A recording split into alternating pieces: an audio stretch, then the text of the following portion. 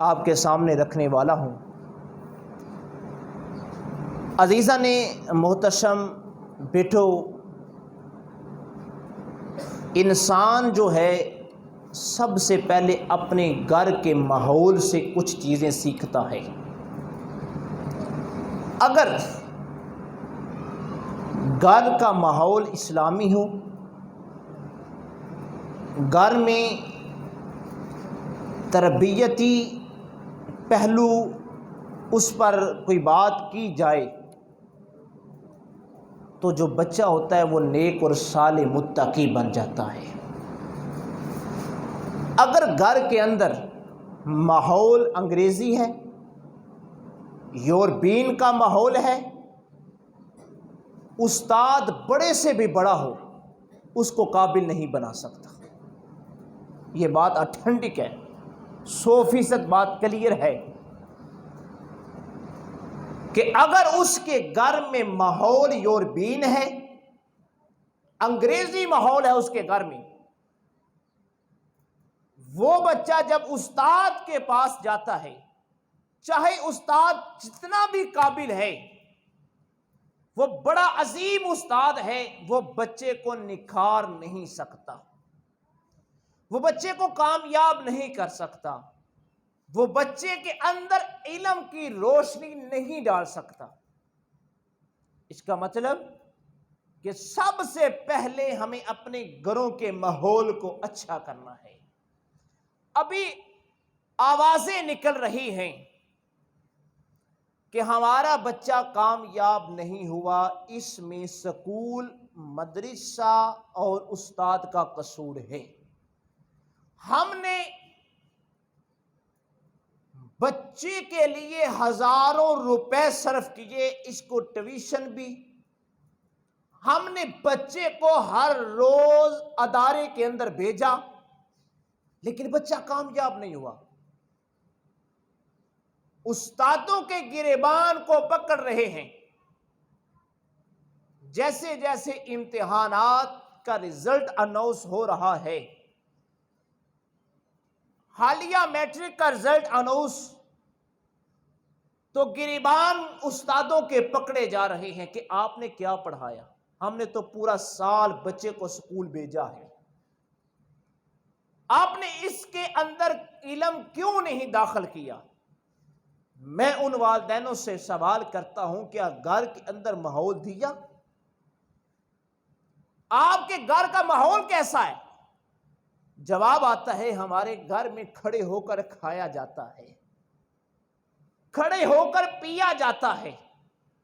ہمارے گھر کے اندر ایک بہت بڑی LCD نصب ہے، اس LCD پہ ڈرامے اور فلمیں اور اس طرح کے کارٹون جو ہیں وہ لگائے جاتے ہیں۔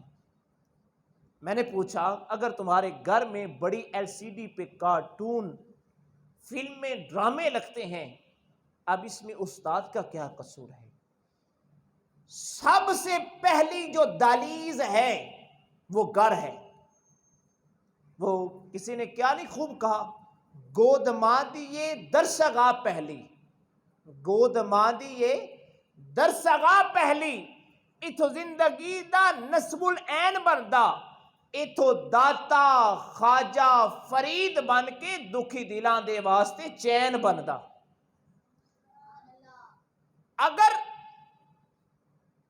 ماں کی گود اچھی ہے،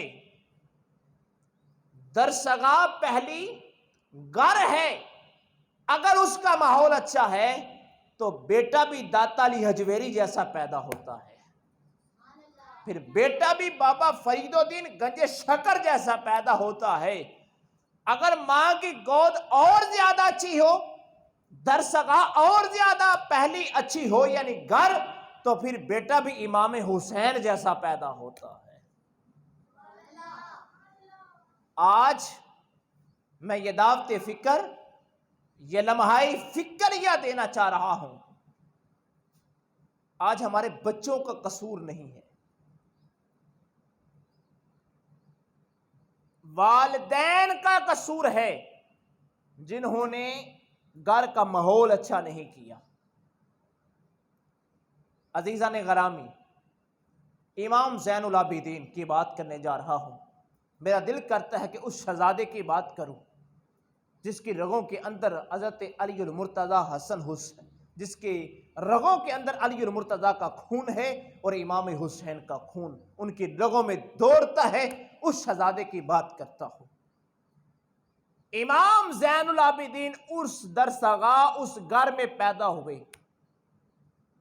امام حسین نے کربلا کے اندر اپنی شہادت پیش کی، تو اس منظر کو امام زین العابدین نے اپنی آنکھوں سے دیکھا ہے۔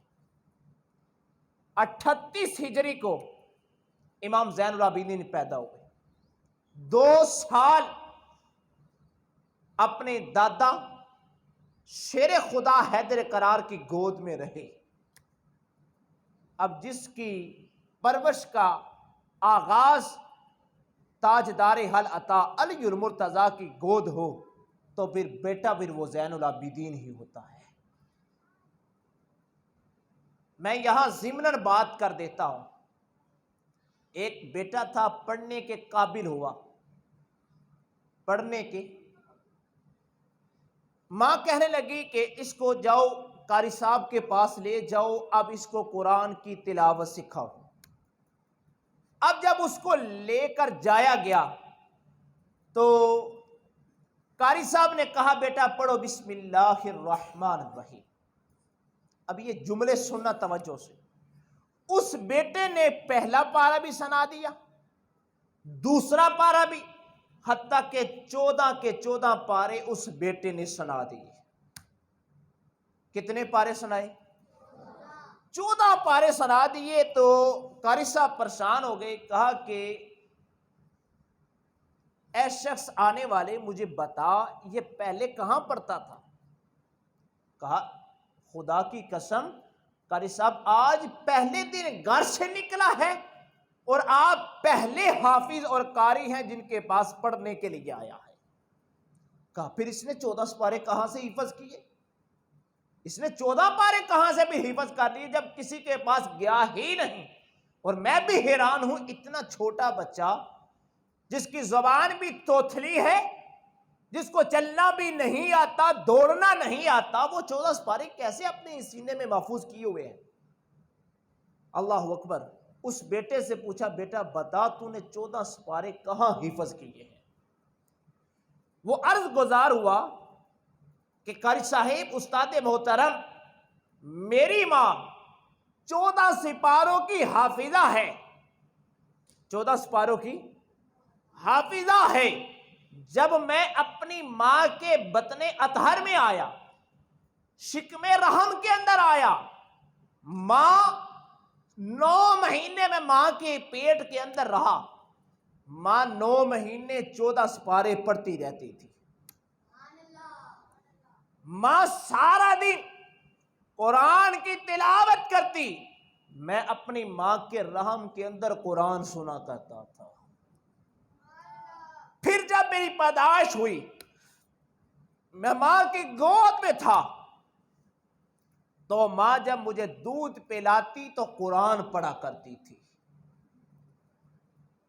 جب ماں کی گود میں بیٹھتا، جب تک ماں کی گود میں رہتا تو میری ماں قرآن ہی پڑھتی رہتی تھی۔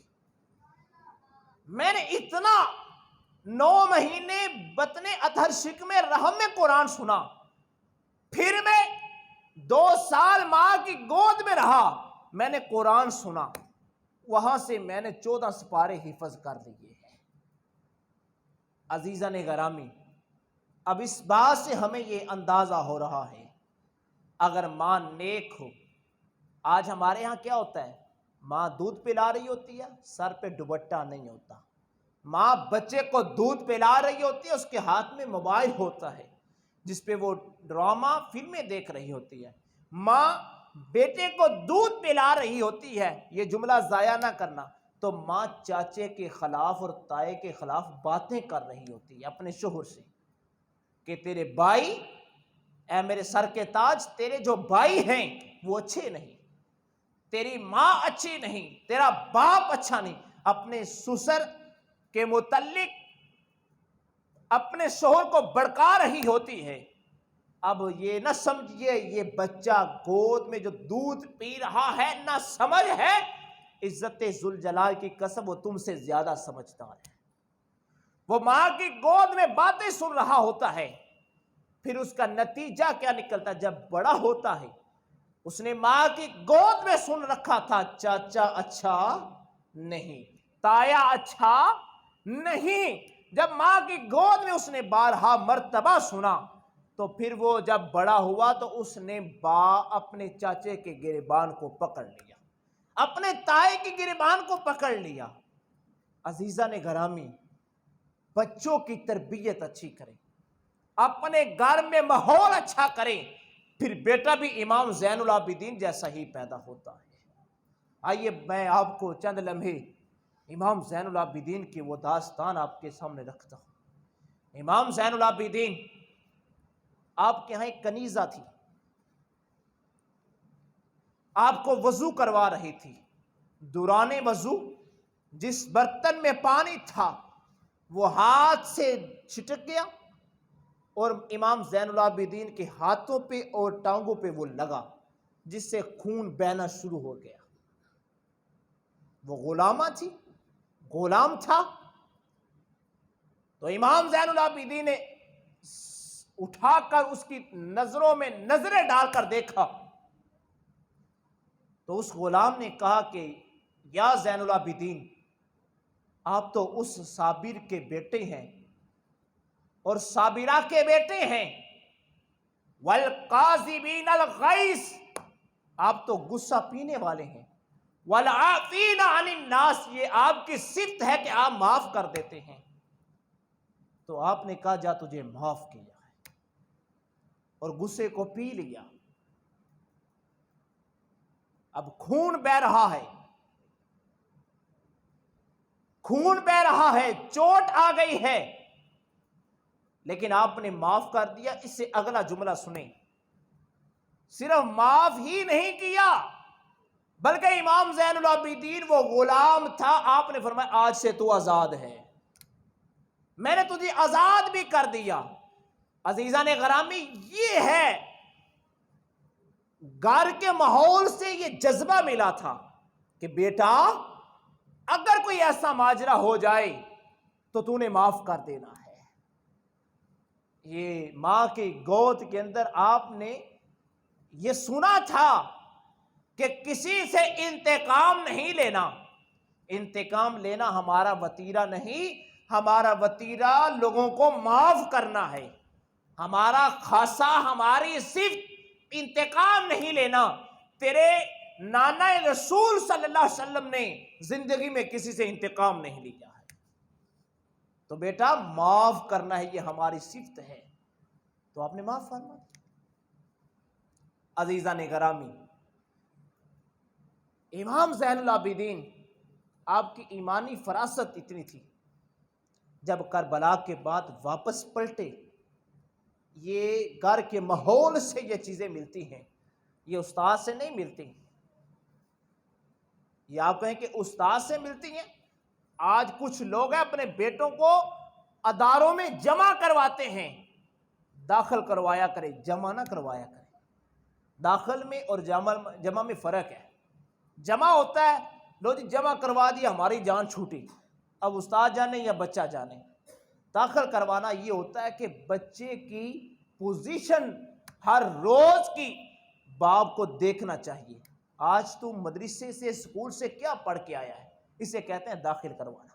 آج ہم نے فکر اتار دی، بھائی داخل کروا دیا، اب بچہ جانے یا استاد جانے۔ امام زین العابدین آپ کی ایمانی فراست یہ تھی، جب کربلا سے واپس پلٹے، ابو عبید بن مختار ثقفی، یہ بڑا بدکار شخص تھا، ظالم تھا، لیکن اس نے لوگوں کو، جس نے امام حسین کو شہید کیا، کربلا میں جنہوں نے شہید کیا، جو گستاخ اہل بیت تھے، اس مختار نے ان لوگوں کو پکڑ کے قتل کر دیا اور نعرہ بلند کیا کہ میں اہل بیت کا محب ہوں۔ امام زین العابدین نے اپنی فراست سے دیکھا، کہا لوگو یہ ہمارا سہارا لے کر دین کے اوپر ڈاکہ ڈالنا چاہتا ہے.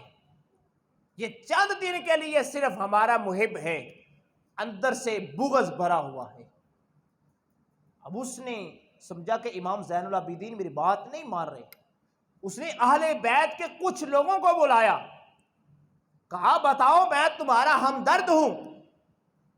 جن آپ کے خاندان والوں کو کربلا میں شہید کیا، جنہوں نے کیا، میں نے ان کو قتل کر دیا ہے، میں تو آپ کا ہمدرد ہوں.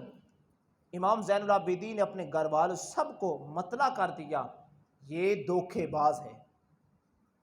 پھر کچھ عرصہ گزرا، اس نے نبوت کا دعویٰ کر دیا.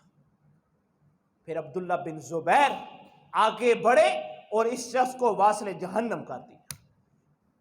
جب اس نے نبوت کا دعویٰ کیا، اس وقت لوگوں کو پتا چلا ہاں امام زین العابدین نے اس وقت کہا تھا یہ منافق ہے، اندر سے بغض اہل بیت اس کے اندر بھرا ہوا ہے. صرف اہل بیت کی آڑ لے کر یہ لوگوں کو اپنے طرف لانے والا ہے.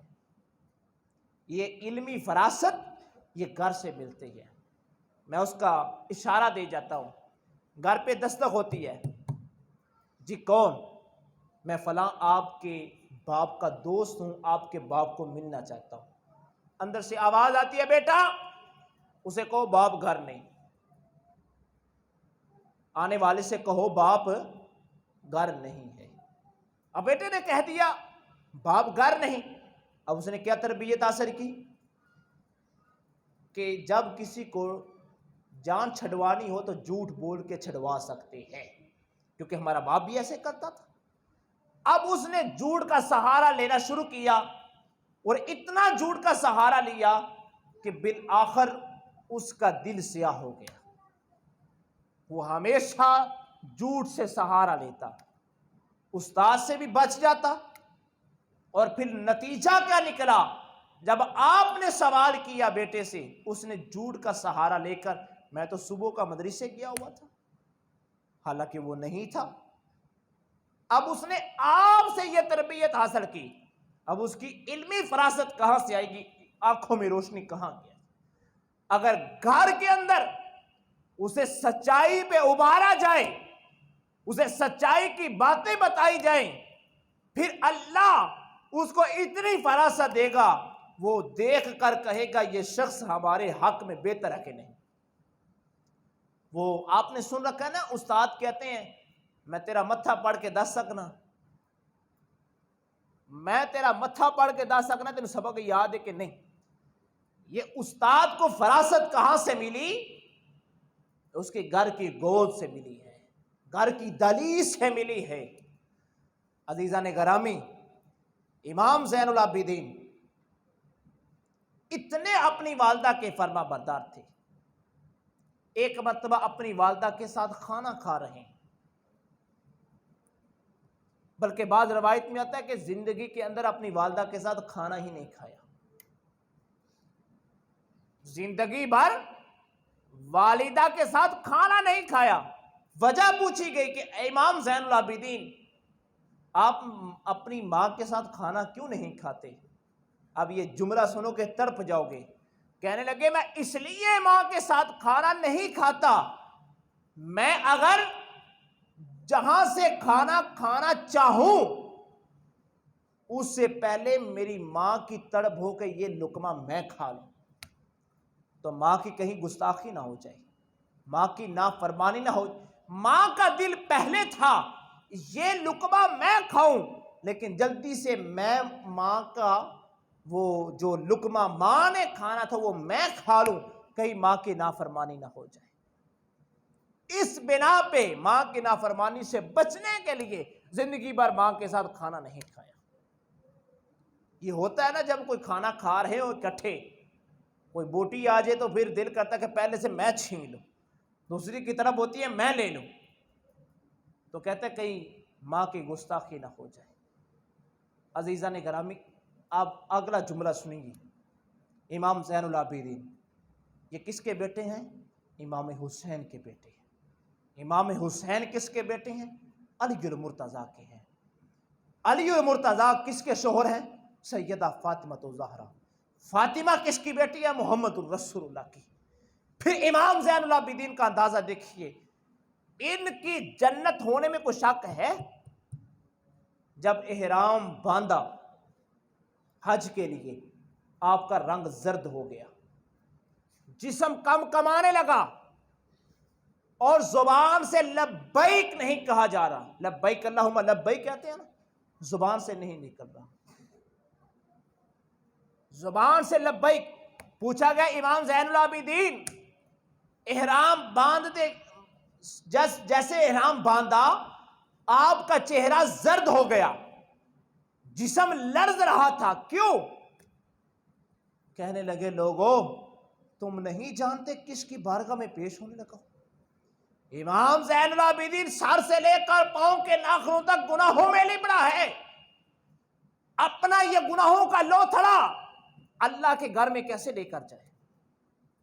آج تو حج بھی کر رہے ہیں، سود بھی کھا رہے ہیں، حج بھی کر رہے ہیں، جھوٹ بھی بول رہے ہیں، حج بھی کر رہے ہیں، دھوکہ بھی دے رہے ہیں۔ آؤ امام زین العابدین کو دیکھو، احرام باندھا، چہرہ زرد، جسم پہ لرزہ طاری، لبیک منہ سے نہیں نکل رہا۔ امام زین العابدین لبیک کیوں نہیں کہہ رہے؟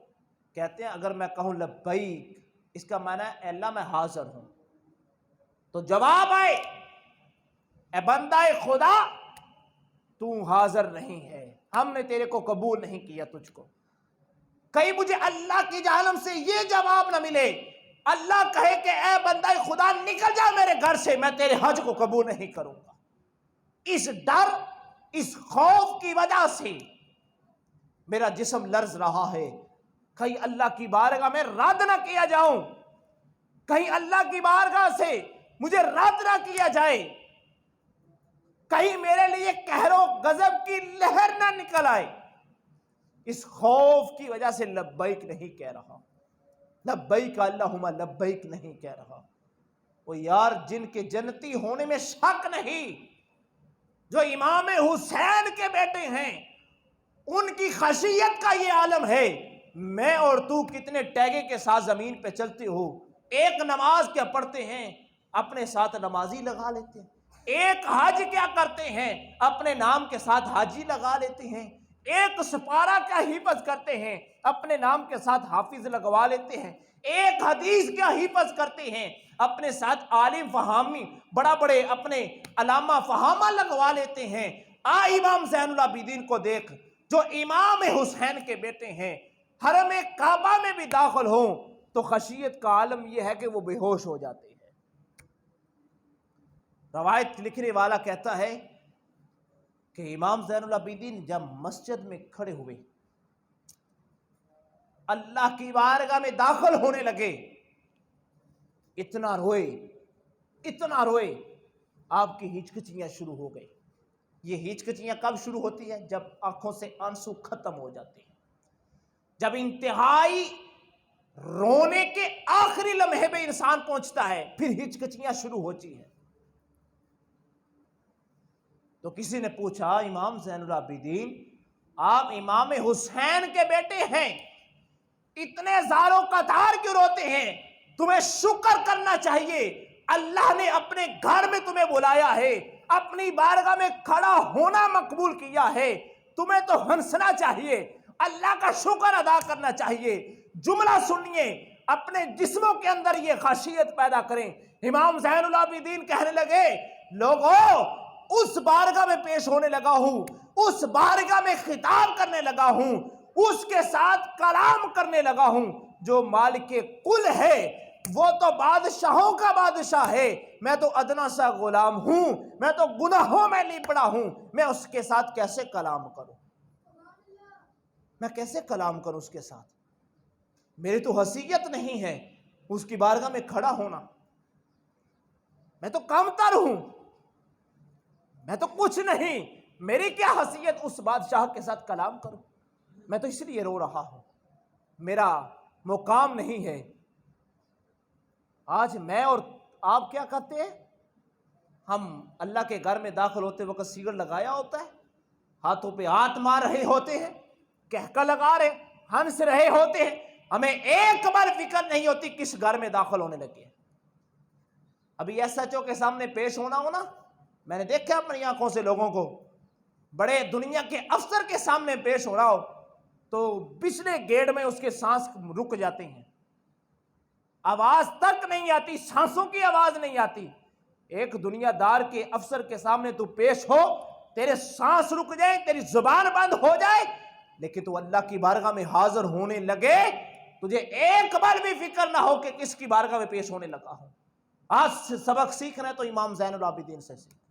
اپنی زندگی میں کبھی وہ جب بھی اللہ کے گھر میں 5 وقت جب بھی آتے تھے، آپ رویا کرتے تھے، دروازے میں کھڑے ہو کر اللہ کی بارگاہ میں توبہ کرتے، اللہ میں گناہگار ہوں، اللہ میں کمزور ہوں، میں تیری بارگاہ میں پیش ہونے کے قابل نہیں، لیکن مالکہ تو مہربانی فرما، مجھے اتنی ہمت، قوت، طاقت دے کہ میں تیری بارگاہ میں پیش ہو کر تجھ سے کلام کر سکوں۔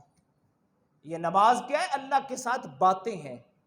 کبھی اس کا ترجمہ نماز الحمدللہ سے لے کر یوم یقوم الحساب تک اس کا ترجمہ پڑھیں، اس کا مطلب ہے تم اللہ سے کلام کر رہے ہو، اللہ سے باتیں کر رہے ہو، جو تم باتیں کرتے ہو اللہ اس کا جواب تمہیں دیتا ہے۔ یہ علیحدہ چیپٹر ہے کہ تم سن نہیں سکتے، اللہ آپ کو جواب دیتا ہے، تم اللہ کے ساتھ ہم کلام ہوتے ہو۔ بتاؤ جب تم کسی دنیا دار کے سامنے کلام کر رہے ہو، تمہارا ذہن کہیں اور ہو، تمہاری توجہ کہیں اور ہو، وہ تمہیں سخت ترین سزا دیتا ہے۔ کہتا ہے میں تیرے ساتھ کلام کر رہا ہوں اور تم کوئی اور اپنی توجہ کا مرکز بنائے بیٹھے ہیں، لیکن تم جب اللہ سے کلام کرتے ہو تمہارا توجہ کا مرکز کہیں اور بن جائے، بتاؤ پھر کیا حال ہوگا۔ میرے عزیزو، امام علی مقام امام حسین، امام زین العابدین کی بات کر رہا ہوں۔ اللہ اکبر، اس گھرانے کی داستانیں تو یہ بڑے کوئی جگرے والے ہیں، کوئی سرا سکے۔ امام زین العابدین کربلا کے بعد جب واپس پلٹے، مدینہ الرسول میں آئے، 100 خاندان کو راشن دیا کرتے تھے، لیکن کبھی کسی کو پتہ تک نہیں تھا ہمیں راشن کون دیتا ہے۔ کتنے؟ 100 خاندان کو۔ میں گھروں کی بات نہیں کرتا، 100 گھروں کی بات نہیں ہے، 100 خاندان کی بات کی جا رہی ہے۔ آپ 100 خاندان کو راشن دیا کرتے تھے۔ تو یہ پتہ کب چلا؟ 2 روایتیں ملتے ہیں۔ جب آپ کی وصال ہوا، ان خاندانوں کو راشن نہیں ملا، تب یہ پردہ فاش ہوا، ہمیں تو رزق دینے والے، ہمارے گھر میں راشن بھیجنے والے تو امام زین العابدین تھے۔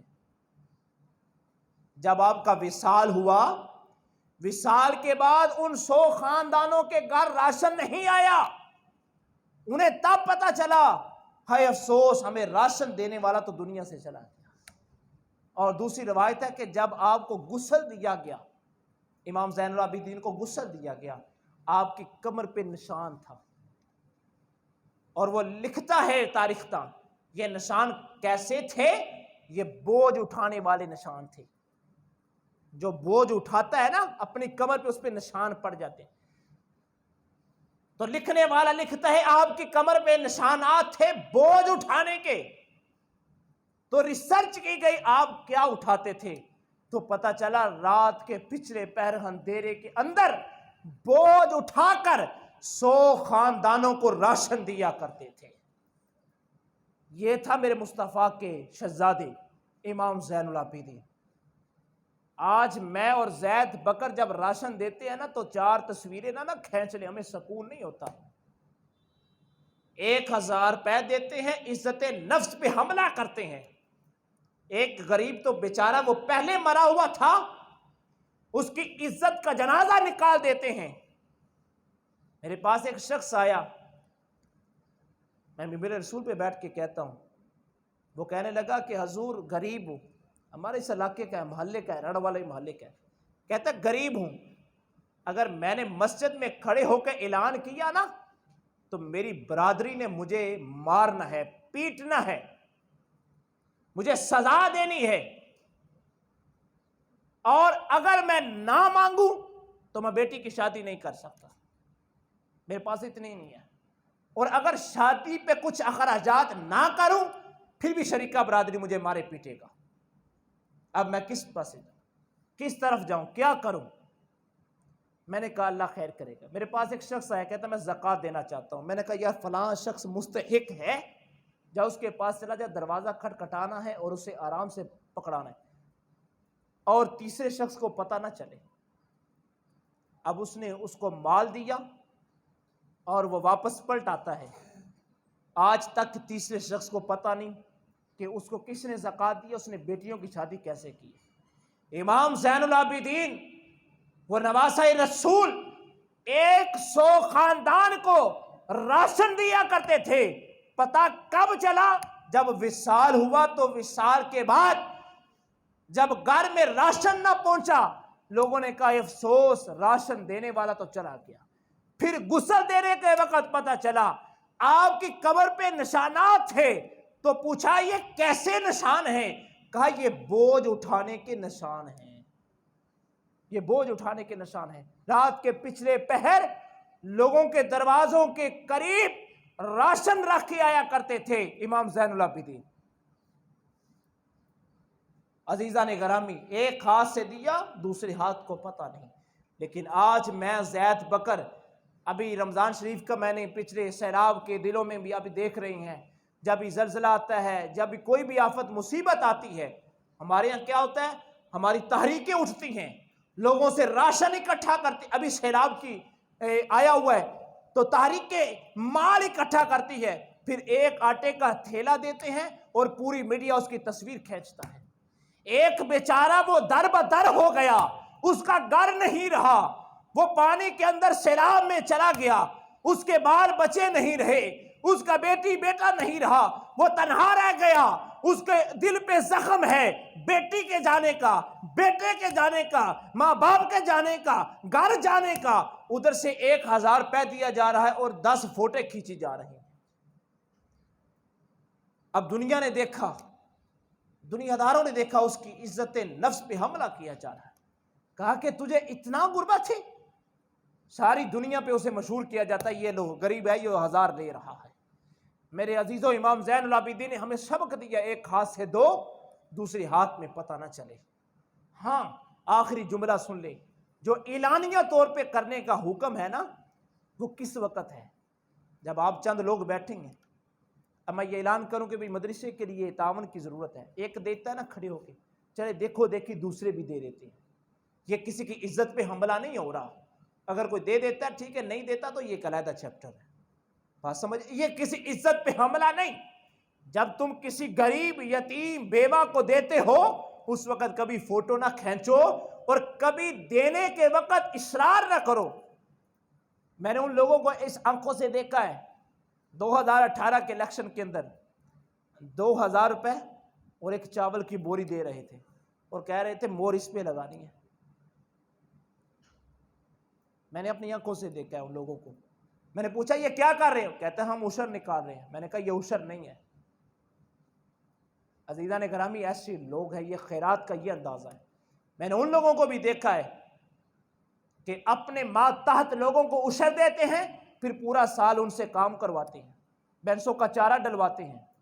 اگر وہ نہ کام کریں انہیں تانا دیتے ہیں کہ تجھے عشر نہیں دیا، کھانے کے لیے دانے نہیں دی. عزیزان گرامی، امام زین العابدین کی سیرت سے ہمیں یہ سبق ملتا ہے، آپ نے زندگی بھر کسی سے انتقام نہیں لیا. اگر تمہیں محبت ہے امام زین العابدین سے، اگر تمہیں عقیدت ہے اہل بیت سے، پھر زندگی میں کبھی کسی سے انتقام نہیں لینا. اس بات کا عہد اپنے دل کے اندر کرو. میں کسی سے ہاتھ نہیں کھڑا کرواؤں گا کہ ہاتھ کھڑا کر کے وعدہ کرو، نہیں. آپ نے دل کے اندر یہ عہد کریں، اگر اہل بیت سے محبت ہے زندگی میں کسی سے انتقام نہیں لینا. اگر اہل بیت سے محبت ہے، اہل بیت کا وطیرہ، نبی کے گھر والوں کا یہ وطیرہ اور یہ صفت ہے، انہوں نے ہر ایک کو معاف کر دیا. اگر تمہارے اندر یہ جذبہ پیدا ہو جائے معاف کرنے کا، سمجھ لو تمہاری اہل بیت سے محبت ہے. اگر تمہارے اندر معاف کرنے کا جگرا نہیں تو تم جھوٹ بولتے ہو کہ تم اہل بیت سے محبت کرتے ہو. جس دل کے اندر معاف کرنے کی صفت پیدا ہو جائے، اگر تم دیکھو کوئی معاف کر دیتا ہے سمجھ لو اہل بیت سے پیار کرتا ہے، جو انتقام نہیں لیتا سمجھ لو وہ اہل بیت سے پیار کرتا ہے، جس کے اندر خرچ کرنے کا جذبہ پیدا ہو جاتا ہے سمجھ لو وہ اہل بیت سے پیار کرتا ہے، جو خرچ نہیں کرتا وہ اہل بیت سے پیار نہیں کرتا۔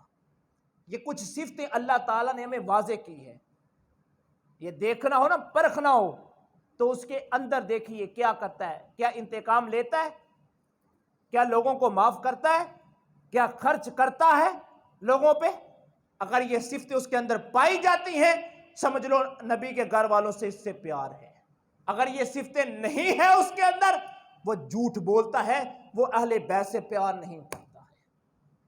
تو عزیزان گرامی، دعووں سے کام نہیں چلے گا، نعروں سے کام نہیں چلے گا، غلامی رسول میں موت بھی قبول، اس نعروں سے صرف بات نہیں چلے گی، عملی طور پہ زندگی میں آنا ہوگا۔ اگر تم عملی طور پہ زندگی اپنی سیرت امام زین العابدین اپنا لو گے، اہل بیت کی اپنا لو گے، عملی زندگی میں قدم رکھو گے تو سمجھ لو تمہاری اہل بیت سے عقیدت و محبت ہے۔ اس لیے میں آپ سے درخواست کرتا ہوں، یہ میں اختتام کرنے لگا ہوں، آپ سے یہ ریکویسٹ کرتا ہوں کہ خدا را یہ زندگی 4 دن کی زندگی ہے، یہ بلبلے کی مانند ہے، آج نہیں تو کل، 1 سیکنڈ پہلے یا بعد کب ہمارا یہ بلبلہ ختم ہو جانا ہے۔ تو ایسی زندگی بسر کر کے جاؤ کہ دنیا والے یاد کریں فلاں شخص تھا کہ وہ اپنی زندگی صرف کر کے گیا ہے۔ آج دیکھو کہ امام زین العابدین اکیلے بچے تھے، امام زین العابدین تنہا بچے تھے، آج امام حسین کی وہ لڑی، وہ امام زین العابدین کی لڑی، آج پاکستان کا کوئی بھی بلکہ دنیا کا کونا چھان مارے، ہر علاقے کے اندر امام زین العابدین کے بچے تجھے مل جائیں گے، ان کی لڑی مل جائے گی، ہر محلے سے مل جائے گی۔ لیکن بتاؤ یزید کتنے بچے تھے؟ کوئی ایک بھی یزید ملا ہے؟ عزیزان گرامی، ایسی زندگی بسر کر کے جاؤ کہ لوگ زندگی بھر یاد رکھیں، قیامت کے صبح تک لوگ آپ کو یاد رکھیں کہ یار کمال ہے کہ ایسی زندگی بسر کر کے کیا ہے۔ اللہ ہم سب کو اہل بیت سے سچی اور سچی محبت نصیب فرمائے۔ آخر دعوانا ان الحمدللہ رب العالمین۔ سنتے ہیں